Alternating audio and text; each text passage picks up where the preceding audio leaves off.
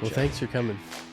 I think, it seems like we were always excited for the episode, which I think is still a good sign, but we really get excited selfishly about learning. And I think that's at the base of why we're doing this. Learning and then hopefully like passing it on. Because I think we It's a did hungry one audience. episode on short-term rentals because we both have them. And it was interesting the amount of people that were like, hey, I really liked your Airbnb episode. I was like, oh, okay, cool. Tell us more. Well, guess what? We've got the expert coming on in a few weeks. So it's pretty hot topic. Yeah. For sure. Yeah. But thank you for your time. Yes, Seriously. of course. It's good to have you. Yeah. Of course. We'll be efficient. We'll stick to That's great. I am traveling today, so I'm like, Where are you going? we're launching a new service. So we're doing we're starting to do like assisting high level luxury properties with we're gonna travel and set up their listing, bring our photographer, do like a little zhuzh design situation, not a full design. So I'm taking my team to State College, Pennsylvania today. Oh, We're gonna okay. be there for a few days, and we're doing like a 1800s 2,000 square foot guest house. Whoa. So yeah, I'm bummed. That's awesome. Is How it many associated with like a bigger property, or is it like a private property? Yes. Okay, yeah.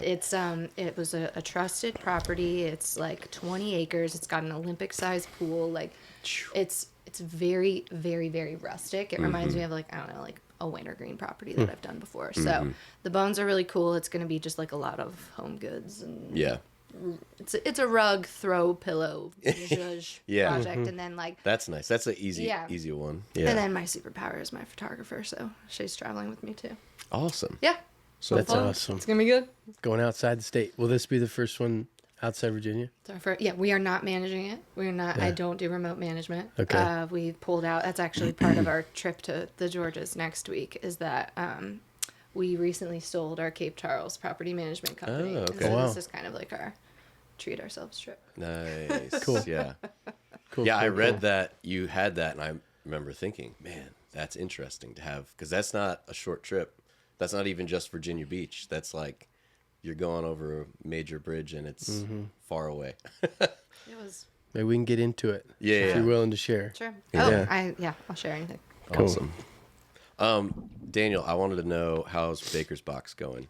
Yeah, thanks for asking. We're in our second week. We just shipped 32 boxes to all 32 sections boxes of the nation. is insane for your second week. I mean, this is also really like your first week, right? Mm-hmm. This is Last week was our first full week. Yeah. That we weren't sending them out to friends for promo. So this was 30 orders, which is great. Is Dude, great. yeah. And I don't want to grow it too fast cuz we'll outpace our logistical and storage space, but we just did we just launched the Baker's Box. So from the bakery we do mail order pastries, frozen pastries. So you would proof and bake them at your home. But it's so fun because you feel like you know what you're doing. Because you just, this vac-packed sheet of 6 little croissants comes, and you just follow the instructions. There's like QR code. And Jill's done a couple rounds of these croissants, and it's like our farm manager, Bailey, and I were eating them, and he goes, this is better than Season's Yield. Yeah, which I think is a great compliment. Because we've never had them. Yeah, because Yeah. you don't get them literally. We were having them right out of the oven. It was so good.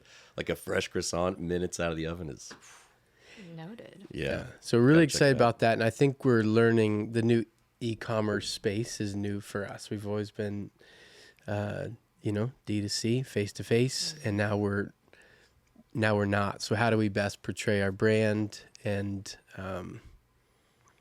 feels like a nut we have to crack, and it feels very dependent on social media too to just propagate sales. So we're learning some things, but we're really thankful for week 2. Yeah, that's a killer week too. We'll have to keep checking in and see how it's going. Right. Can I give you my little nugget to start? Oh yeah. There's a great book called Titan about John D. Rockefeller. It's a 700-page monstrosity. But one of the great takeaways that it has just kind of stuck with me at a perfect time in our business is this fella who became he to this day is arguably the richest American that's ever lived, and he was just a business magnate from oil. He got his money all through oil, but he was religious and exacting in his accounting and in procedure. And there's a story about him visiting the factory where they were making the wooden casks to hold the oil, to transport it. So wooden casks wrapped with steel as the band to hold the cask together. And he was watching them weld the metal on the casks, and he's counting. And they'd use 40, I don't know the right terminology, but 40 beads to weld the cask. Tack welds or something, yeah. And he asked the manager, of the operation, he said, have you tried using less than 40? The manager said, no, 40 is the minimum. He said, so John said, try 38. So he tried 38 and the cask fell apart, supposedly. And he said, try 39. And they tried 39 and the wooden cask held. So they dropped from 40 little tack welds to 39. And, it saved over the, millions and millions of barrels they did. It saved, a certain amount of money. I don't know if it was much. Wow. But for him, he did this in every area of his business. So Andrew and I, as we were packing boxes yesterday, we were looking at what's the bare minimum of packing tape that we can use on every box. But I've started to think that way for our business. That's really important because we do the same thing so many times. Mm-hmm. And the cost of goods sold comes down to things like bags, packaging, tape, stickers, and how we can do the same quality with little tweaks. I think are really going to help our business. But if it worked for the richest American that's ever lived, it seems like it's some worth good a shot. takeaways. Right? And it doesn't mean it's not to be confused with micromanaging the operation. That's different. This is just a hyper sense of attention to detail. So that really hit me in the right spot this week. So I've been thinking a lot about that. That is not my default is to be very flippant with expenditures, which you and I were just talking about. Yeah, it's a good tension to wrestle in of not wanting to I think the mindset I'll go to can be I don't want to hold on to these things too tightly. Hold it loosely. If the business needs it, then get it, And then, so there's that side of it. And then there's a side of it of well, what do we really need? Are we really slowing down and saying, and asking ourselves that question? Or are we just saying buy that thing to fix this problem, buy that thing to subscribe to this to fix this issue. So I'm in the same, a little, I don't know if it's January, that did it to me, but same thing of I've gotten rid of all these subscriptions in the business. I'm realizing I had all these random subscriptions that we used at one time that have just kind of hung on that we use occasionally now and just kind of culled a few of those out. It's kind of like the one tack weld. I don't think it's going to, drastically increase our profitability, but I like the mindset of okay, where else can I zoom in a little and kind of stay in that tension of not trying to get micromanagey, but I actually want an entire position literally just for that. To examine the business. Yes. And to be what am I doing? I also am very flippant in that way. Feel it. Yeah. And then you get to the end of the year and you're like, dang, we spent that much on, plugins. It wow. adds up. Okay. Didn't think I needed those that bad. Yeah. Well, Jamie, thank you so much for joining us. We're honored to have a true short-term rental expert with us today. And I'll let you tell us a lot more about what you're doing right now and where your business is headed. But I wanted to tell you, I found out about you through a couple friends with your CNBC Millennial Money thing. They emailed me have you heard of this girl? You should talk to her. Another guy emailed me dude, this girl's killing it. You got to have her on the podcast. I've watched your CNBC thing. So that was super fascinating. That's one way for those listening to learn more about Be Still Getaways, which is Jamie's business. And I wanted to start just by asking you a little bit about the Millennial Money thing. So what was your, I saw that there's you can apply to do it. So what was your goal going into it? And what do you feel you've gotten out of it now, if anything? Do you mean like applying to be on the CNBC feature? Yeah, I don't know if that's what you did, but Yeah. I've seen that that's something you can do. Sure. So I didn't apply, which was awesome. I have like several pivotal moments throughout Be Still Getaways that have been absolutely critical for us just kind of spreading like wildfire.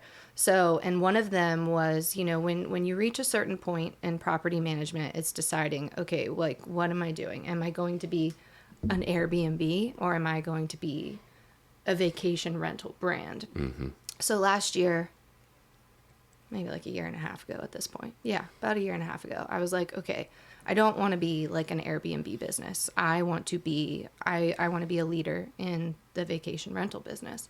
So I invested in a new property management system. It was costly. I was using like a pretty cheap system at the time. You know, it was not a lot of money for the subscription every month. And I actually was managing one property that was one of my OG properties that was using Avivo, which is the property management system that I use. So I started talking with their marketing department, getting quotes. You know, we currently have 127 doors, which is a lot of doors to put on a costly subscription. And so I made the decision. I was like, look, we got to dive in. Like, this is what I want to do. This is what I want to be. So we invested in Avivo, which was fantastic. Like, obviously, if you're using a property management system, they're very volatile. It's hard. Like, you probably have frustrations with the one that you use. And Yes. everyone does. It's Yeah. like it's impossible to find one that does everything. What I will say about ours is that I feel that our support team is literally on the Be Still Getaways team. We communicate with them daily. And so one of the biggest gifts that Avivo gave me, as I'm assuming we are one of their largest clients. Yeah. I don't want to assume, but I give them a lot of money every month. Yeah. But their CEO reached out to me. They are based in the UK. And so she is like such a boss. She's amazing. She reached out to me and she was like, hey, I just want to like have a Zoom call with you and like meet you. I see you growing. Like you're on my radar.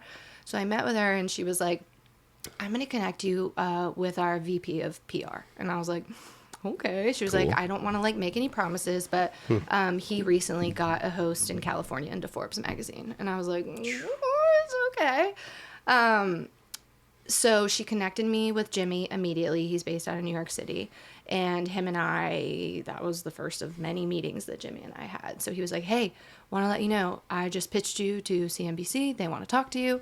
So Jimmy and Avivo as a whole has opened so many doors for Be Still Getaways for like national and honestly international marketing. So, I didn't apply. I started meeting with, the Make It series with CNBC. They came to my house, like we did a whole day together with filming, and it was awesome. And then that really opened up. We ended up being later, I did not realize this at the time, but I also was on the CNBC like after hours. I was on live television for CNBC, and I whoa. didn't know. I thought I was on a podcast, and I'm like just in the Oh yeah, waiting this is room. also on live TV. We should have told you.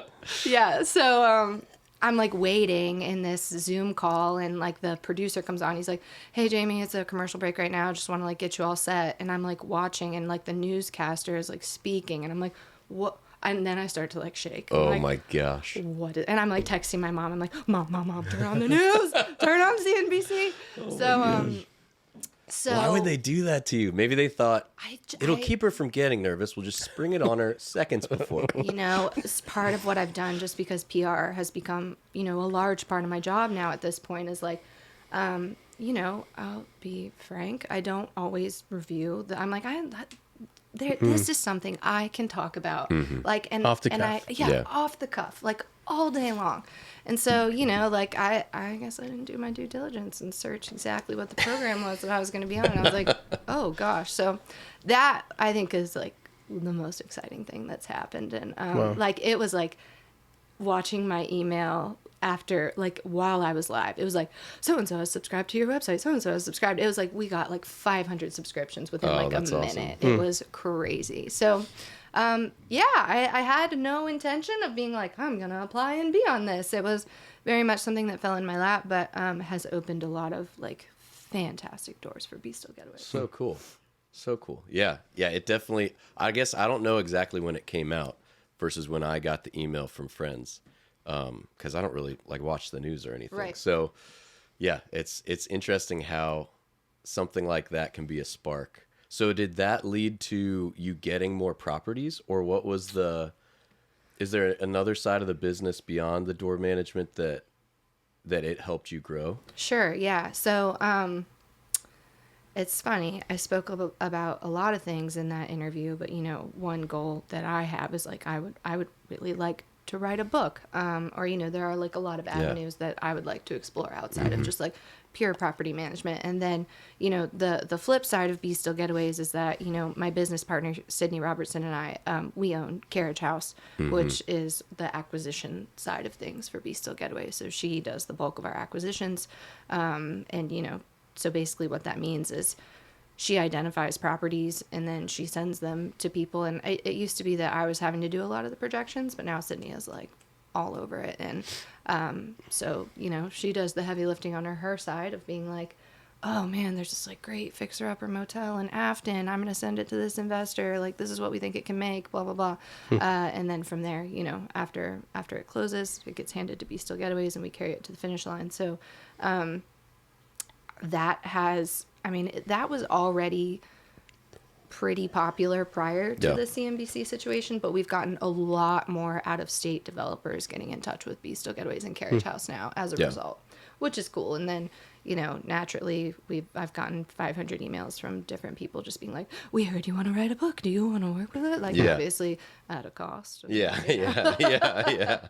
But it's good to just know, like, what's out there and what that avenue looks like. So that's super cool. Can you explain two things? One, kind of the origin story of Be Still and the structure. So you've mentioned a few things, but just for the audience to better comprehend how everything's set up. Sure. Like team structure?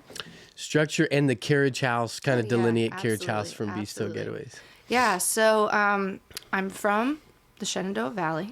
I went to James Madison University for my undergrad, and then I moved to Boone, North Carolina, where I did my master's degree, and I have a master's in clinical exercise physiology. Good. So useful in this line of work. And yeah, I had a baby, and I didn't think my husband and I would ever leave Boone. We just thought we would live there for forever, and it's still a very special place for us. We try to get there quarterly. And I had a baby, and working a 9-to-5, working for the state in higher education, it's not how I pictured my life. It was, picking up my son from daycare. I was like, this does not settle right in my soul. So, I had friends that were getting into real estate in Boone at that time. They were like, they had just purchased this tiny house for like $40,000. They flipped it. It's like 600 square feet, and it is like killing it in the short-term rental market. To this day, they got in like so early before SDRs just like popped. So, I remember like looking back in my therapy notebooks. It's like when we decided we were going to leave Boone quickly. I had written like, what's my next chapter? Airbnb host ? And it's so funny to look back on that because we ended up moving to Scottsville, Virginia. We bought like a mini farm, and we got into like the farm animal game like during the pandemic and all that. And my neighbors, they had a merino sheep farm, and they had this killer barn, and I don't know why I was in there. We'd been connecting with them, and I think they were just telling me like, oh, we have this like luxury apartment over our barn, it's just empty. And they were like, go in it sometime. So I went in, and I was like, what? This is so, you would not expect this. It just was like really beautifully done. And that's when I was like, I'm going to pitch to them that I'm going to furnish this unit. I'm going to do an Airbnb out of it. I'm like researching management companies. I'm like, what does one make in commission off of like short-term rental management? Like, I have no idea. And so I told him, I was like, look, I'll furnish your barn for $2,000, which is really funny because now I buy bed frames that cost $2,000. Yeah, that's pretty thin budget right there. And like my husband and I would just send him all over the state of Virginia. I remember I like sent him to Richmond to get a mattress that I found on Marketplace. Like, it was so crazy. And that's when I was like, okay, I'm an Enneagram 3. Like, that's important to know. So when I want to do things, I do it. Like I dive in. So I was like, this is not going to be a one-off. I was like, here's what I'm going to do. I want to do this. I want to make a management company. Did you So- think that before you had your first booking? Yeah. Yeah. Yeah. It was Wow. the first time I walked in the barn. I was like, this is what I'm going to do. Like, this is going to be my thing. Like, and I was still working So cool. contracted in higher ed. So I was home with my son and, you know, just kind of like itching for something more like that entrepreneurship. So, yeah, I had a former student who's a graphic designer. I got with him. I started brainstorming. I was like, here's my idea. Like, I really want this concept of like, you know, we're all so plugged in and we are so just available 24/7. And for me, even in this industry now, which is why I have to get away frequently, it's really the only time that I feel that I can like go on Do Not Disturb, where I can be unavailable and be like, I'm out of town, somebody else handle it.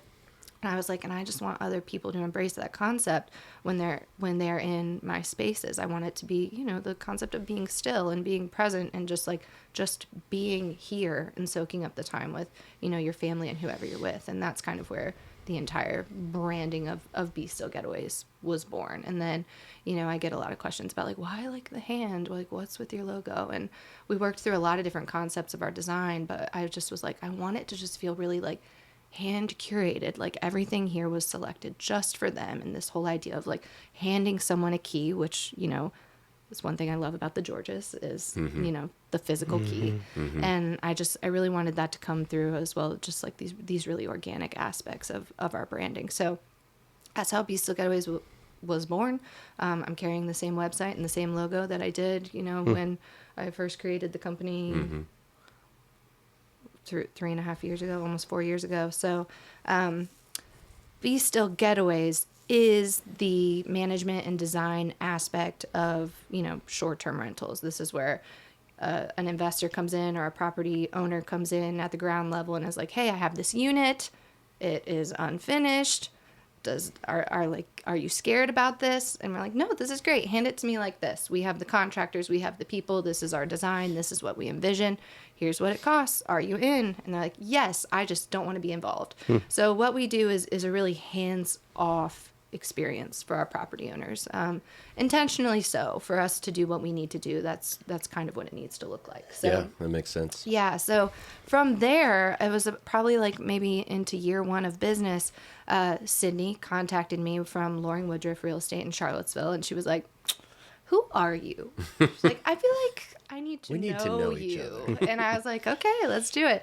So we got together, and she was like, I have a lot of buyers wanting to push into, you know, this STR space, but, you know, I don't have the people to refer them to make it happen because they don't want to do it. So that's when we were like, should we put an LLC on this? So we did. We became Carriage House. And so Carriage House we just really wanted it to be this one-stop shop that an investor can come to. And we work with a lot of out-of-state investors where they can come and be like, I have some money. I want to purchase a property. Show me what to buy. And then like from there, just take it to the finish line and then run it. So, you know, obviously we do the design, we do the management, we do everything in-house. And then after the property is ready, we list it. And then we do the entire full service operations from there. So, you know, Be Still Getaways is not nestled in Carriage House. They're two very separate entities. And like, you know, a portion of Sydney's real estate clients are Carriage House and a portion of my management clients are Carriage House. But obviously we're also running two very separate operations as well. So it just is kind of, it's a marketing tool more than anything to get someone, you know, into the space to purchase and then outfit an STR into the management space. So the Carriage House acquires or helps people acquire and then builds out their short-term rental and then hands it over to Be Still. Is that like contractually it has to go through that pipeline? No. They could be no. like, thanks for the remodel. You know, we're going to... Right. Yeah, no, I would never do a remodel or an outfit for a property that I don't manage. So they do need to sign and say, we do have the intent that Be Still Getaways is going to manage our unit. I have done that one time before, and it just made me very sad to put my brand all over something that... and then be like, here you go. Yeah, to be like, here. So, that I quickly decided that's not something that we do. It's full service or nothing. We do no a la carte. It is. Gotcha. It's an all or nothing situation. Man, that sounds super fun. It sounds like, as I'm envisioning it, it could totally be a TV show because it's like Fixer Upper but endless supplies, and you don't have to deal with different personalities every time. You know, like I mean, I guess you do with the owners, but mainly it's like Jamie and her team coming into this space. And Is there inklings of that? I don't know. We'll have to stick Okay, around cool. and see. we'll have to see what happens. Oh, that's awesome. What's yeah, the, that would be great. I've had so with the wedding venue, right? I feel like this is just my anecdote, so no numbers behind this, but I feel like short-term rentals are like the thing, whereas like wedding venues were kind of the thing, Yeah. 5 years ago maybe, and then the pandemic, and everyone's like, oh gosh, thank God I didn't start that wedding venue or whatever. But all that to say, I was like, I've been approached a couple times from show scout people, just first conversation stuff, Right. of them like, hey, so do you think you could do a show around, starting a wedding venue or helping someone start a wedding venue? And it's like, yeah, but it's such a big investment. It's generally a pretty long project. So a lot of times you have owners that don't want to be involved at all. There's so many pieces to it. And not that there isn't to a short-term rental, but like redoing a guest house is a little bit of a rinse and repeatable win that you can do Right. to a certain extent. Obviously there's lots of variables, but that just seems so much more show worthy to me, and it's totally on the swing. It is. Again, anecdotal, but I really feel like it is. So that's exciting. Well, just keep us in mind when you do the show for baked goods and Yes, I totally worthless will. banter. Shameless promos. Yeah. Yes, I totally will. What's the size of your team now? And it went from 0 to 60 real quick. Yeah. 3.5 years is not a long time to get to 120 properties. Yeah. So when we started, I was everything. I was the turnover staff. I was the co-host. I was the designer. I was everything. And that was not sustainable. I was on like a fast track to crashing and burning, because like just being 24/7 on, like, especially when you have a family and when you have small children, is very, very exhausting and just like hard to always be like, hold on, I need to check my phone. I was like, this is not sustainable. And you still had your full-time job, right? Yeah, I did. For several. Yeah, that really gets me. That's wild. Yeah, Children, that was... full-time job, and round-the-clock needs Yeah. with a side hustle. Yeah, I was like truly unwell.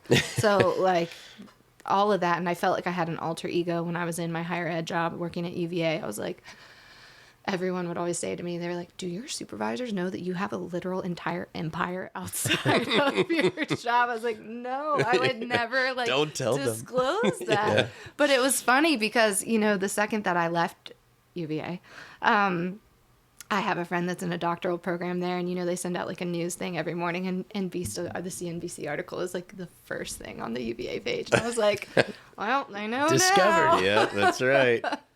So our team, it was small. I was just contracting like 1099 turnover staff in the beginning, and now we have 10 W-2 employees that work full time, and then we have about 80 contractors that work pretty much exclusively with Still Getaways on our turnover staff, assisting with various other operations. Like cleaning, Yep. the remodels, Yep. that kind of thing. Yeah. I think one of like the biggest pieces of Still Getaways, and I've said this on so many different things, but I think one of the things that makes our team so unique and gets us so much buy-in from our turnover staff is that we pull them into the outfit process. We're like, all right, we've got like 900 pieces of furniture that need assembled. We got 1 million spaces that need deep clean.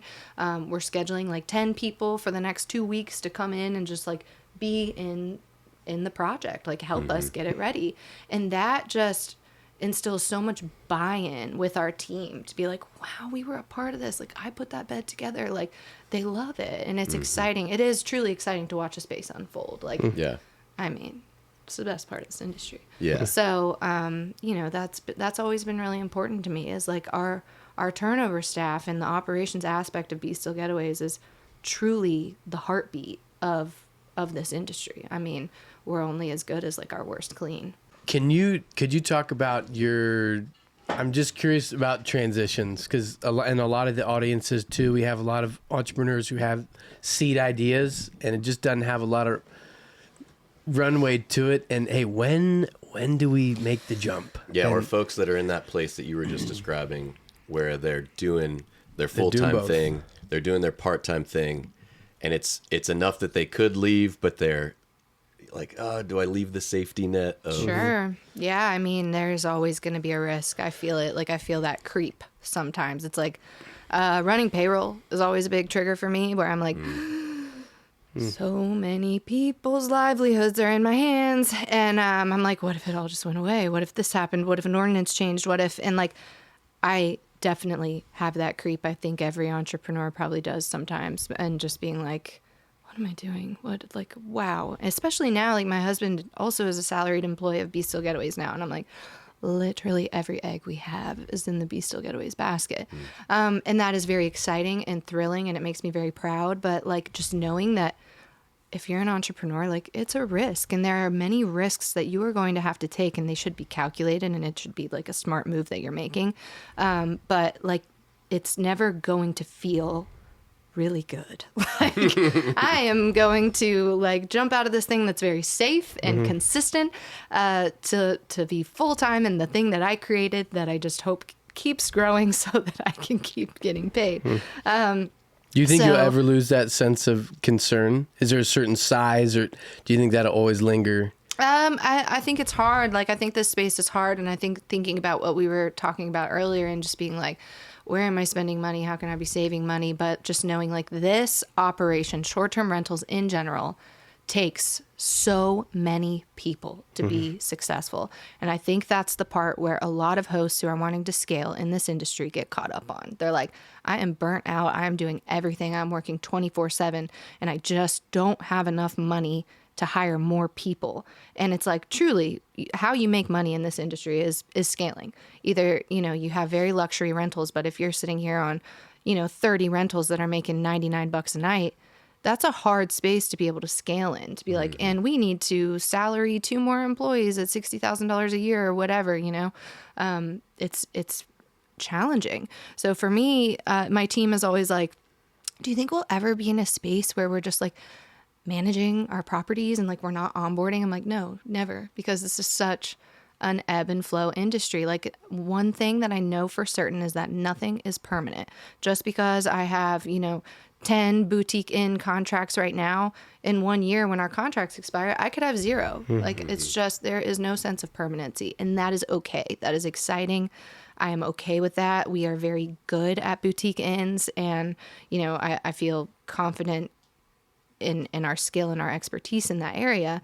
But just knowing, again, nothing's permanent. And, you know, we've got a lot of people on our team that need to bring home a paycheck. So this is not a worry that I have all the time. I used to a lot more, but now, you know, it's always in the back of my mind. I think one of the biggest things that gives me purpose in this job is the ability to take care of my team, and, you know, to provide livelihoods for so many different people is, it just like, it gives me a good sense of purpose. So yeah, so scaling, because again, there's so many people. I do mentorship also for short-term rental hosts, and I talk to all sorts of different hosts. Like, I think my favorite type of person to mentor is the person with a property management company that comes to us and is like, I've got 30 properties. That is the sweet spot. I feel like 30 properties is your sweet spot of deciding, what are you doing? Are you stabilizing? Do you want to stay with like a smaller portfolio, or do you want to go? Hit the gas pedal, Like, yeah. yeah, how do you want to do it? And so I think it was around that point that's when I was like, I want to be a vacation rental brand. And it's hard too, because in this industry, you're like, who am I marketing to? Am I marketing to guests, or am I marketing to property owners? Like, which one do I want more, and how do I do both? Because, you know, both are your client, and both are incredibly important. And I think it takes a lot of time and energy to figure out how to do that effectively. So, huge tipping point for us was picking a property management system that was expensive, but took us to the next level. And essentially what that means is, whatever property management system you're using now, I just wanted it to be absolutely seamless and easy for me to opt in to 100 different OTAs, to just click a button and be like, yes, opt me in. I have created it here, and now push me to booking.com, Expedia, Agoda, like everywhere. I mean, we're everywhere. I just wanted as much visibility as possible, because more visibility, more occupancy, more money. So, you know, it's a very financial lens, and there is a lot of different hosts that I talk to that are like, well, we're really like particular with our client. I'm like, me too. But also what I see when I speak to a new client is, you know, this is what this revenue can get us every month, and this is what that means on an annual basis. And that's important to me. So Yeah, we use Logify right now. yeah, I used to use Logify. And I think they're based in Europe, or I'm not sure where, but I don't think they're based in the U.S. Just Yeah. understanding I a started little with bit of them. their like customer service, I think like they must be in a European or something. So anyway, it's good, but it is not great. And we've thought about other ones, and I have not looked into Avivo, but we'll definitely be considering that, because we're adding more units to Big Spring, and we almost changed at the beginning of this year, but then we're like, no, Logify's, it's working. Painful. It's we have painful to change. Yeah, we don't know if we want to even. We thought like it'll be easier to do it when we only have 2, you know, properties, but we decided not to. Enough other things were changing. We're like, let's just keep it. But anyway, I'm very excited to look into that, because that is a huge pain point. I mean, like even just simple. And Jill's really our tech girl, so I probably should stop talking about this at some point. But just even the simple like syncing of calendars, like if somebody goes to book something on Expedia at the same time that somebody's trying to book the same door on the same date over on Airbnb or whatever, like having a booking software that is truly real time, because so many are not. And and we've had, luckily it was. The double booking was with a friend, but that's what happened. 2 people booked at the exact same time on the same date. So we reached out to our friend and we're like, hey, because we reached out first to Logify, like, how did this happen? And they're like, oh, well, there's a lag, you know, between. We're like, what? A lag? We can't have a lag. How is there a lag? It's 2023. Yes. There can't be lags. Yeah. 2024 now, but it happened in 2023. So yeah, I'm gonna look into that, because that is so key. I think with the scaling piece, having the right booking platform. I mean, I would not want to scale with Logify. No offense, Logify. Absolutely, yeah. No shade, tricky. Logify. I started with Logify. It was fantastic for a few units, but Yes. 100% like something just really, really robust. And then also, you know, we wanted it to be a really good user experience for our property owners as well. And being like, we want you to have access to as many different reports as you can. That was really important. So that was one of the most pivotal decisions that I made in my business. And then, you know, sometimes you have to get clever. Again, I don't hear from a lot of hosts, which is interesting, that are leveraging their turnover and operations team the way that Still Getaways is. Very much like, you know, and it does make a difference to have your turnover team in-house versus contracting with a company. It gives us a little more of that ability to be like, you know, to allow them to have that ownership over our units. So that has made a really big difference. That's definitely one of the best decisions that I've made for Still Getaways. Obviously also hiring just an absolutely outstanding operations manager that hires amazing people has also been one of just like the greatest things for us. So you have all of your cleaners for each property are in-house. You don't have a third party that you work with. We don't use a third party, no. Yeah, that's cool. Yeah. I wanted to ask you about, I mentioned earlier that I feel like Airbnbs are on the upswing, or short-term rentals. And I want to know what you think, because we have people that ask us about Airbnb stuff all the time. And we're like, you know, really, we have ours that we know work. Right. And I'm building some more that I'm very confident are going to work.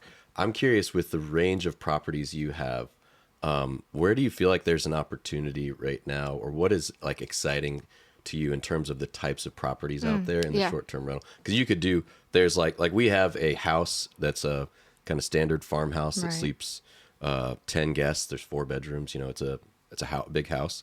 Then we have a cottage that's 2 king bedrooms, full kitchen, big living room. You know, so slightly smaller. And then now we're building slightly smaller again, more like cottage vibe. Yeah. so that we'll have sort of three different ones. And I know you have the inns as well. So tell me more about what you think would be a Sure. cool opportunity right now. Yeah. So obviously, number one, we get this question a lot. So, if you're thinking about investing in the short-term rental market, obviously do your due diligence, check on the ordinance of where you're looking to purchase, check on, we use Price Labs, pull a market report, like how are units performing in your area, do your research to figure out, like, is this a good investment? Like what's the average daily rate for the units that are performing well around us? It's really important. So, we're in a lot of different spaces in the Shenandoah Valley all the way over to Charlottesville. We kind of serve like a 30-mile radius from Waynesboro, Virginia. And each market is intensely different and holds a different average daily rate. We can kind of just spit off the top of our head what we expect. Like, okay, yeah, 2-bedroom in Stanton's going to gross like $40K a year. So kind of determining what do you want to do? What's your goal as an investor? So for me, the properties that are making me the most money right now, that are becoming very, very popular, we have some investors who have gotten into the game of purchasing tired bed and breakfasts that are outdated. And to be quite frank, I think that the people that are booking outdated bed and breakfasts are, how do you say, going away? Outdated themselves. They're outdating themselves slowly but surely. So we have some investors who have moved into the space of purchasing them, renovating them, and then we have, established this whole idea of operations for a self-check-in motel or boutique inn experience, which has gone really, really well. And, we briefly talked about this earlier, but the Georges here in Lexington was a huge piece for me, like from where like a lot of my hospitality ideas originated from. And so when we started the historic Berkeley Place in downtown Stanton, the Georges was my entire inspiration. I was like, I'm going to create something that doesn't exist in this market, because you're right, short-term rentals are on the up and up, but a lot of communities are experiencing the saturation point of being like, yeah, everyone, especially millennials that has any money to spend, are like, I'm going to buy real estate and I'm going to make it a short-term rental. And so I think one thing that's important to me to learn from investors that I work with is like, what do you want? Are you looking to live off of this? Do you want to split even? Is this purely like an equity purchase for you? Which that is very important to know for what kind of property you want to buy. So when I started the historic Berkeley Place, and I'm mentioning this because this to me is one of the most exciting type of properties to purchase right now, if you have the budget for it. We have an investor who bought, a really old historic home in the heart of downtown Stanton. And I was like, what doesn't exist in Stanton? A super high-end inn, a modern inn that is just beautiful, where we can get $300, average daily rate for a room, which $300 a night on a room with no staff on site is pretty sweet. And you're talking no kitchen. This is purely a room, a beautiful upscale room. We have great amenities, things that we're doing different in our boutique inns is like, we have like an ice cream bar. So we have like a mini freezer. Like we do snack bars with like muffins and yogurt and granola, things that we're not necessarily doing in the short-term rental space. But when you're paying $300 a night and there's no staff on site, how do you make the value really, really worth it? So we're doing a lot of that right now, like a lot. We have 5 inns that are very upscale and that kind of style in the works to open before the end of 2024. Awesome. And all in the Charlottesville Stanton. to Stanton. Yep. Yeah. And then we have a motel on 151 that is self check-in, and it's called Base Camp 151, and that is very much, it's a base camp. It's people that are working their way up and down Nelson 151, and they're really just sleeping there, and we get such good feedback. They're like, this is such a good concept. Like, I just put in my door code. Obviously, we spend a lot of money on really good softwares to be able to, make this be a very seamless experience for our guests. But for me, that's the most exciting thing to me right now is if you have the budget for building something out like that, there's a lot of money to be had in that space. We're seeing more and more of it as, I would say that we're not at saturation point in any of the areas that I serve. However, I think Afton or like Nelson County is a great example. There are 1 million short-term rentals, and they are all gorgeous. So, I've been talking with Emily, our project manager, and she does the bulk of our design. I'm like, we're really having to work. We've always worked really hard in the design aspect of the homes that we work in, but we're having to work even harder to be like, everything's beautiful. How do we make this one just like really different? How do we make this the one that like guests are going to click and they're going to book and they're going to keep coming back? So all of those things are really important to think about. I always say, like, what do you want? Do you want high occupancy, low ADR? If that's the case, like, the cottage industry is a great one to get into, like having these little communities of like buying little A-frame kits. But if you have land, put like 5 of them out there. Gold mine. Brilliant. Yeah. So, things like that. But otherwise, I'm like, just depends. Obviously, if you want a higher occupancy, a 1 to 2 bedroom unit is the route to go. Like, it's so easy for one couple or one individual to pick up on a Friday to be like, let's book something tonight. That's easy. You'll see so many last minute bookings just because that lead time for bookings is so low now in this day and age. People just, it's like you used to book things like a year in advance. Right. Like, people don't do that anymore. They're like, want to go somewhere next week? Yeah. There's like a trillion Airbnbs. Like, which one do you want to book? Right. So I think it's not simple. It should, be something that requires a lot of looking at the data, deciding what you want as an investor. But I'm a boutique inn kind of girl. Yeah, I think that's super cool.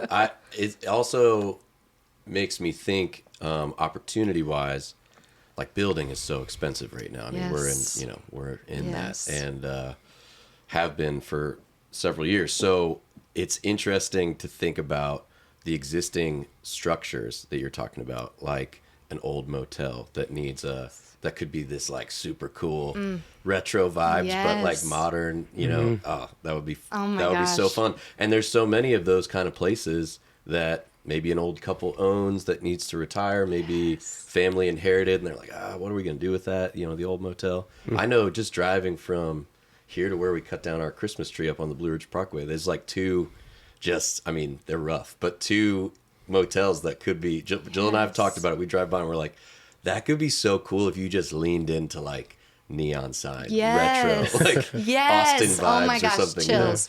My favorite kind of project. Yeah. Yeah. Amazing. Oh, cool. That's exciting. Can I ask you, as your business has grown quickly, you've mentioned design, the management piece, taking care of your employees. Where do you find yourself spending the most of your time? Yeah. What do you still enjoy doing? What do you think your greatest contribution to the business is Sure. at this point? I was literally thinking about this yesterday when I left a property. I'm like, my main role is, I'm like also CFO. So I spend a lot of my time doing admin, like contracts and money and all of those types of things and approvals, whatever, insurance, you name it. But my biggest role is I am like the scouter. I am like I find the thing. I talk to the people. I'm the first person that an investor or a property owner would talk to, where I'm like, they come to me, we have this thing. I'm like, great, I want to come see, let me meet you. So I go scout it out. I would call myself the scout 100%. And, I always bring my project manager. She comes with me. And from there, we start to scheme. We're like, That sounds fun. can this be the thing? Yeah. Yeah. So it's really beautiful. It's like, I'm really, really involved in the project. Emily, like I said, Emily and I, the design process is extremely tedious. And, what we do, it's not like we're going to Home Goods and being like, this is cute, let's just buy it and see if it'll work. It's an extremely intentional process. Like, Emily and I will usually have a brainstorm session and I'm like, here's what I'm thinking. I'm thinking like whimsical Pottery Barn animals with like monocles on like a wallpaper wall. Like that's usually how the discussion starts. And I'm like, like modern cabin. And she's like, okay. Like, how's this for inspiration? I'm like, love it. Run with that. So then she'll present like the Canva boards to me. And I'm like, love. Let's switch this out. I'm thinking circular table, not rectangle. But that's usually what that looks like. And then she creates the purchasing list. We get the approval from the property owner. And then we know, like, I think one of the biggest areas I've struggled in with design, honestly, like my whole life, because I've always loved design, is like that idea of purchasing something that you think is cute, bringing it to your home and being like, oh, that just like didn't hit how I wanted it to. And so now understanding like, well, that's not efficient and we don't design like that. Like now we very intentionally design and we know exactly what a room is going to look like because we've planned it before we came into the space.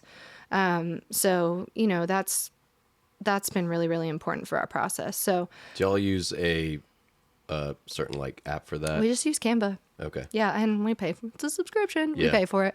My wife and I use this thing called Foyer. Oh, I don't But know it's for Foyr, I think is how it's spelled. Anyway, we'll have to ask her about it. But it's so cool because in a half a day's time, she can make a 3D rendering of a room, Yes. and then you can put elements into the room, like has a whole library where you can search, you know, like Pottery Barn bed, Right. and then it's the exact bed to scale in the room, windows where they're supposed to be. That's how we did our farmhouse that we call Midland House. Yes, Each room she yes. made in Foyer, and then we like decorated it with pieces. Some that we hadn't even found yet, and then we're like, okay, we need to find Something that table. looks like Yeah, this. that dresser. we need to find. 100%. Yeah, I Yeah. think that's a big piece of scaling if you are in the industry of also designing the units you manage, is figuring out how to effectively do that. And that's a conversation that we have with hosts a lot, is like, listen, this has to be quick. Like the sooner you get a unit on the market, the sooner everyone starts making money, the happier your property owner is. So that's really, really critical. So yeah, again, my role, I'm the scouter. I'm very involved in the design process. I like to be there for the outfit day. Like I don't assemble furniture anymore, but I'm very much like, put this here, hang the curtains at this height, like that kind of thing. And then, you know, we kind of package it up and we say, here you go, operations. Like, be free, it's yours now. So it's very like a pass off, you know, and then we kind of keep tabs on it. But you know, I was in a unit this week that I was like, man, I haven't been here since I finished the design on it 2 years ago. Whoa. And to walk in and be like, but it looks exactly like the day I designed it. Like, and that's just such a testament to our team to be like, man, like you guys are killing it with the staging. Like when I can walk into a room and don't fight the urge to like karate chop one pillow or shift anything, that's like, our team is like chef's kiss. Have you been Amazing. able to find people hiring wise? That's something we love to ask people, because we've been blessed to find. Good I mean, I people. think I can take very little credit. It's literally like God's divine. Here's somebody that is perfect for right now. for Custom what- fit. Yeah, exactly. Yeah. Amidst everybody else struggling for Yeah, because we Labor. Daniel and I hear Yeah. a lot from people. How do you find your people? You know. Yeah, great question. So again, I have to like hats off to Heather, who's our operations manager, because she hires all of our turnover staff, and that's definitely one of her gifts. Like that's one of the areas of leadership that she truly excels in, is finding really, really good people and setting expectations for our company. And it's very rare that she has to let somebody go, but obviously it does happen in this industry. For me, I don't have to hire that often. Like I'll say Heather is a great example, our operations manager. She's been with me since like year one, and she's still with me. And then like Were now, y'all friends, or did you put an ad out, or? yeah, so I've gotten like, I think I've hired almost every single person on my team from Instagram, where I'm like, hey, hiring, and then they'll email me their resume, and then like the rest is history. So yeah, so Heather, she was my sister-in-law's best friend. And you know, for whatever reason, our turnover staff is made up a lot of like previous nurses, previous teachers who just are burnt out and looking for, I mean, it's a great gig. It makes good money. And, you know, it's from 11 to 3 and then you can go back to your life. It's very much the kind of job where you're like, and I'm done. And my work is being left here. You don't have to email. You really don't have to do anything.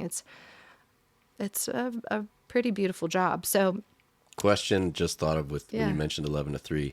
How do you do on call, you know, for all of those properties? yeah, Saturday night at 9:30 p.m. Yep. Somebody has a question about the toilet or something. yeah. So we have a pretty rigorous schedule, which it has been like such a game changer, because I think something that everyone struggles with in the hospitality industry is like, how do you prevent burnout? How do you prevent people from leaving? One, it's really important to pay your people good money in this industry if you are able, but that's been very important. But, we have a schedule. So our head of hospitality, she works Monday through Friday, pretty much from like 8 to 4. And she holds it down. She's the phone answer. She, does all the guest communication. For all 120. Yeah. Yeah. Yeah. And I do very little guest communication, but, yeah, that's a full-time job to answer the phone and talk to people for 120 properties. Like that's just full time. Yeah. So, and then we have a host who comes on at 5:00 on the weekdays, and then she handles things until about 10 p.m. And then we have a shifting calendar for the weekends. We have like an on-call schedule, and we just sign up for our days. And that is I love it and I hate it, but it's like my time where like I'm engaging with guests because I don't do that. It's not a part of my daily job, but I do take on-call weekends, or we'll split them up by like, hey, I have like a baby shower that day. Can somebody be on call? It's definitely the easiest, especially as high season approaches, where on any given Sunday we might have 90 turnovers. And so, it's a lot. Yeah. But just kind of like easing that burden on your team to be like, don't do Friday, Saturday, Sunday. Like, how about Jill does Friday? I'll do Saturday. Emily does Sunday. Like, whatever. That's how we handle that. Having a schedule is important. That's where I can see like what you're saying about having 30 doors is kind of a tipping point, because as I just imagine myself in your shoes, it almost seems like it'd be so much better to have 120, like, or just have like 5. 30 to me seems tough, because that's enough units that that's a lot, and it's also not enough that you can pass the responsibilities around to very many people.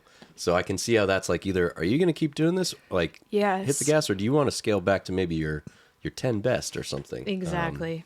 And I was very much in the trenches of guest communication when I had 30 properties. And that bogs you down, and it does prevent you from being able to move forward when you can't like set that to someone else. And it's also a really critical part of, the reputation of your business is like that customer service and how you communicate with guests and how it sets the tone for your company. So having the right person in that role is huge. Yeah.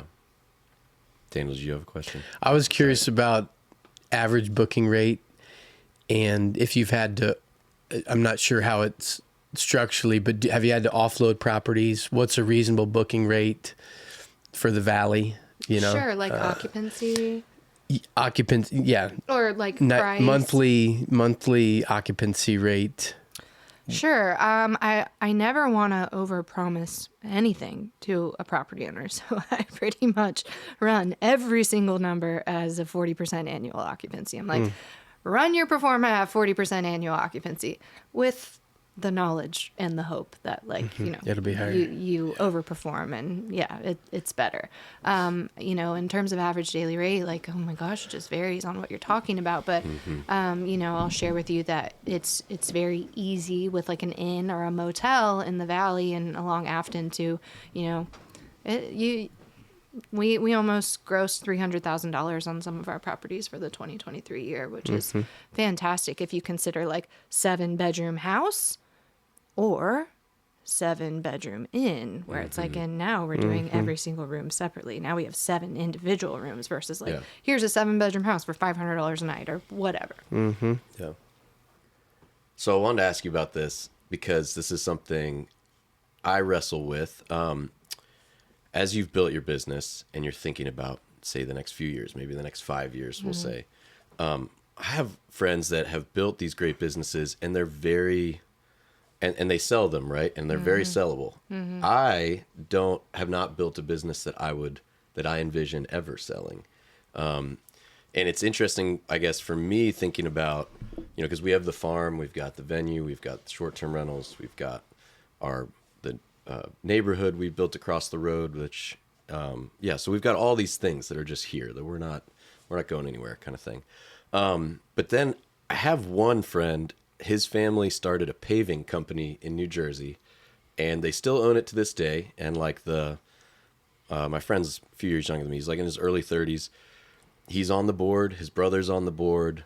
His uncle and his dad, they're all on the board. They're 2 cousins. Basically, all the guys in the family are on this board for this paving company. And they have like a CEO. They have a CFO. They have, the whole thing is run by people they've hired. So anyway, I don't know if that's the goal. I'm just wrestling with it. And I just wonder, with what you've built and are continuing to build, where do you see it going? Like, do you see it as yeah, I could sell this portfolio in 5 years and peace out? Or do you see yourself going more into, I guess, yeah, it's kind of a multifaceted question. Like, do you currently own properties, and do you want to lean more into more equity and buying more properties yourself? Yeah. Where do you see that going? Yeah, great question. You know, one thing I struggle with in this industry, and my business partner Sydney is very much like, sit down. We're talking about our 5-year plan, and I'm like, I can't. I just need to focus on like all of the things that I'm handling right now. So this is like a very challenging topic for me, and but it's so good. I just Be Still Getaways is like my baby. It would be very hard for me to sell her. Like it would be painful, and it would really need to be to the right person. And, you know, I've like listened to podcasts and like looked at things that like, well, how do you create a sellable contract? How do you make like, and I did that, you know, like my business partner and I recently sold Cape Charles Escapes, and that was very successful. And almost all of our property owners stayed with the new buyer. But, you know, Be Still Getaways is different. It's much more like curated. It's much more, I mean, it's amazing. It's such a smooth operation, and I would just need to make sure that our property owners feel 100% good about whoever was coming in. I do envision a world where I hire a different CEO that's not me, and where I just am kind of like very passive, and like we have a different CEO and I'm not as involved in the day-to-day as I am now. That's certainly like a fairy tale that I envision in my head, where then I can do, you know, you mentioned buying. Sydney and I are like really, I think, you know, well, we have 2 real estate goals. One is like, you know, Boone, North Carolina is a very special place to me and my husband. And so we have a 2024 goal to either like buy land, build, do something in Boone this year for our family, just because, you know, we have like our regular places in Boone that we visit that are very like inspiring to me as like hospitality companies. The Getaway in Blowing Rock, North Carolina is one of my inspo spots. Like if there was a place that I could open like tomorrow to be like, this is the place, like we're investing all this money, it would be a unit like that. They're just like these beautiful townhomes like in the heart of Blowing Rock, North Carolina, all in a unit. It's amazing. Shout out to them. Like Getaway. I'm looking it up. it's so cool. It's such a good spot if you're staying in downtown Blowing Rock. It's our regular spot. So we're like, we got to buy a place here. So 2024 goal is that. And then Sydney and I are like, you know, we've already this year been looking at a lot of properties, like came close to making an offer on a place. We're like, what are we doing? We have some exciting goals for maybe like a potential brick and mortar thing that we want to do with Carriage House, like kind of potentially, you know, I don't want to put all my cards on the table, but kind of we have this like pipe dream of maybe creating a brick and mortar store where, you know, we are having this it's kind of like curated interiors of like not necessarily vintage, but sourcing really, really unique things from, you know, places in the United States, being able to like kind of go to these design fairs and creating a really unique inventory that also we can use to outfit our STRs, kind of making it like twofold. Ways. Yeah, and somebody using stays in a rental and they're like, oh, I love all of this. Exactly. Like, we'll come to exactly and check it out. Exactly, and we have some really cool brand partnerships, and you know, how can we like go wholesale with that and maybe like sell that in our store? Because right now it's like, we loved the linen, fantastic. Here's a promo code, or being like, our store's right around the corner. Go pick you up a set before you leave. Like, you know. So that's kind of like pipe dream, maybe that. But yeah, I know that one thing is for certain, I cannot, it is likely not sustainable for me to go at the rate in which I'm going. And, you know, we didn't really talk about this, but we had a really pivotal moment 1 year ago where I was like, I don't know what to do. And I was looking at selling. I was like, all right, I can't do this. I don't know how to make the structure of my team work for everyone to be happy, for everyone to not feel overworked, for everyone to make enough money and to keep scaling. Because I'm kind of like the pusher where it's like, I get a little nervous sometimes to tell Heather, my operations manager. I'm like, got a new property. She's like, no. What? Yeah. So, but that's what I like, and that's what I want to be bigger. I want to do more. But you know, it's been a lot of taking a step back and being like, slow down. Like don't go so fast. Hire more people. And I think we're in a very stabilized place right now. It's like actually one of the things I'm most proud of is how we overcame that, broke it down through many, many tears, many, like, I felt it like I couldn't do it. And we did it. We figured out, organizationally what works for our team. So And that was just 1 year ago. 1 year ago, I was like, what is my company worth? Like, Yeah. who wants to buy it? So I think, like what you said, everything at a price, sure. If someone was like, $10 million, I'd be like, sure, like, hand me the contract today. Yeah. Yeah. I totally would, because then ultimately, and I mentioned this earlier, the Georges is a huge source of, hospitality inspiration for me. And I think, like, ultimately I would love, while this whole idea of like not having staff at a front desk has worked really, really beautifully for us, there is something magical about being in downtown Lexington and seeing, the front desk staff walking around with champagne buckets, like delivering that. I'm like, that they're doing the most. The hospitality that they're offering is absolutely outstanding. I aspire to have it one day. And so yeah, if somebody wanted to give me $10 million. 10 mil seems to be That's the 10 number mil. of the day. The Georges 2.0 is opening down the road. So We'll send people your way for sure. That's great. Yeah. Yeah, thanks for sharing that. It's like, I think it's interesting for any entrepreneur. My brother gave me this book years ago, Built to Sell. And I remember thinking, like, I haven't built anything to sell. All of this is built to own, basically. Right. Built to it's more like legacy, I guess is the word. Yes. I go to. I think about that. I'm like, will my son one day have a role in Be Still Getaways, or will this be nothing then? Like, I don't know.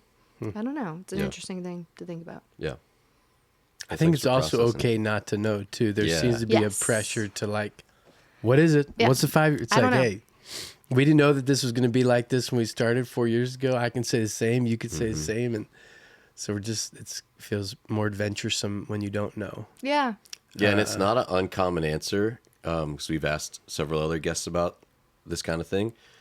It's funny that we've had at least one other, and maybe not on the pod, but other conversations with other folks, where they're like, yeah, I actually did think about selling a year ago. And then I said, you know what? This is what I'm going to do. And they scaled and kept going, and Nice. they're so glad they did. So Nice. And there seems to be an entrepreneurial pursuit where you're always thinking about the next thing. So the idea of vacating or leaving it all, almost this abandonment doesn't sit well Yes. with the entrepreneur, especially if you built it. yeah. Along that vein, we ask a question every podcast, which is more philosophical in nature. Everybody gives a different answer, but it deals with what's enough. And you've seen incredible success. You're talking about growing even more. You're hungry for the next thing. That the serial entrepreneurship plagues us in a lot of ways. But, Daniel and I. yeah. But considering family, considering what you've built, this idea of more, this idea of balance, this idea of prior, all these things, how do you, Jamie, answer the question, what's enough? Sure. What's enough? What is that Yeah. answer for you? 100%. This is certainly enough. I make enough money. I have enough, I'm able to employ my husband, which means my husband was previously an educator, and that he deeply disliked it, and it was hard. Like, it's hard to have a spouse who dislikes what they do so much, and also I truly cannot comprehend having a job anymore. I'm like, what if I had to go to an office and just for bureaucratic reasons only, even if I'm done with all my work, I have to be there until 4 or 5. I think people are done with work at 4 o'clock now. I don't know. Does anybody work until 5 o'clock? I'm not sure. And so being able to provide that for my family, and just being like, Kyle, you want to go with me to get Rory from school? I'm like, man, we're doing it. I did it. And that is enough for me. And I always wanted, when Kyle came out of education, what I always pictured for our family, because I really like off-season travel. I was like, educators can really only vacation in the summertime. And I was like, I don't want to do that. And a really beautiful thing is that every single time I travel, it is a research moment of being like, well, we're going to go check out this place. And, we talked about it earlier, but I have lots of, is this a write-off? It's a write-off. Boutique hotels are my absolute favorite thing in the world. It's challenging and expensive to travel now because I have very, very high standards for where I want to stay. But we just kind of, work through a domestic bucket list for the most part. So the this is certainly enough. I've created a place where I'm not working 24/7. Like, I've created a staff that I'm like, this is handled. Like, I have hired absolutely outstanding people, and like, this is handled. I don't have to be involved in every single nitty gritty detail. And, you know, I'm very much like, okay, Rory's home from school. I'm on do not disturb until he goes to bed. And then oftentimes that looks like getting my laptop back out and working more, but not always anymore. Like, it just, things are very balanced right now. And again, we talked about the ebb and flow. So it's like, I'm very happy with the number in our portfolio. However, if I don't keep growing, that can change at any point. Like, and the thing about an investor is, you talked about holding what you own. We work with certain development groups that they believe that too. They're like, yes, I am not selling. I am holding this is like generational wealth for my children. Like, I'm holding this for forever. And then we have development companies that are like, sure, like, what's the price? It's always for sale. Like, it's always for sale. And, you know, when that's a big contract that's making you, you know, 6 figures every year, got to keep growing. So, you know, it's an ebb and flow. You lose 12 doors, you add 12 doors. That's just kind of where we're at. So, bottom line, this is very much so enough right now. Cool. Yeah. Cool. Love it. I wanted to ask you, you mentioned travel. Where's your favorite place you've stayed, and what's on your bucket list? Okay. Great question. Okay, so I like to take a lot of like really quick weekend trips, or like a Thursday, like anytime kids have a day off school, like, okay, let's go. Let's do like 3-day weekend trip. So various places that we've stopped in, I always have like a running list. Like, my sister and I, we went to Taylor Swift in Atlanta last April, and we stopped in Chattanooga, and I was like, oh wait, Chattanooga is a vibe. Yeah. And I was like, hold on, there's like an autograph collection here. I love an autograph collection. I was like, let's just like go in. They have a juice bar. Let's like go do this. And I was like, okay, I'm staying here.